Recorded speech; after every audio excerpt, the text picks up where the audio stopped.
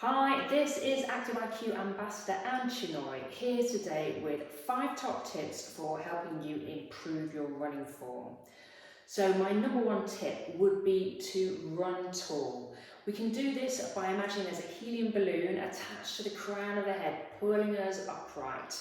That's going to avoid us falling into the trap of hinging at the waist, which many of us are prone to because we spend a lot of time hunched over devices. Maybe we haven't got the best posture, or if we're sat down a lot during the day, we can end up with these slightly tight hip flexors hinging us forward. So we want that nice tall posture. Think about that helium balloon. So moving down the body to tip number 2, it's all about the shoulders. So we can end up with a lot of tension here in the shoulders, particularly if we're a little bit anxious about the run ahead or any other worries on our minds, and those shoulders can start to tense up towards the ears, which is not going to contribute to a good running form. So we want to relax those shoulders and keep that nice upright posture. And tip number 3 is all about the hands. So it's kind of related to the shoulders. Sometimes, again, with that feeling tense, we might have clenched fists here, which is going to travel, that tension is going to travel up the body, through the shoulders and the neck. So we want to loosen that grip with the hands, and a fun visualization that I like to use and tell my clients is to think about little hamsters. So imagine you've got a little hamster in the hand there. We don't want to crush it, so we just got that gentle kind of curled finger grip as we pump our arms. So moving on to the arms, that's tip number 4, and that's probably my favourite tip, which can make the biggest difference to someone's running technique. If you watch runners, you'll see a lot of people with their arms going across the body, or maybe they're not even using their arms at all.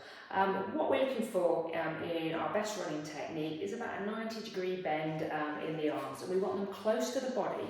And for the most efficient movement forward, we want an active backward arm drive. So a good visualization for this tip is to think about hammering nails into the walls with our elbows. So my final tip is all about the feet. Ideally, we want those feet landing under the centre of our body mass. That can be quite a hard thing to manage or to control while you're running. But hopefully with that tall posture, that's going to happen naturally. So then you want to tune into the sound of those feet. We're looking for the fast, light feet. So that's a little mantra I like to say to myself when I'm running: fast, light feet, fast, light feet, fast, light feet. So really tuning into the sound that my feet are making. Another visualization tip is to imagine that the ground is full of hot coals. So we want that minimal contact time of the feet on the ground. Or in colder weather, a better visualization would be to imagine it's like a sheet of very thin ice, and we don't want to go through the ice into the freezing water below. Just by pumping those arms a little bit faster as well, that can help us pick up those feet and keep that sort of light movement. So lots to think about there. I hope you found it useful. I would always recommend just focusing on one running form cue at a time in any run, and just see what makes the biggest difference to you.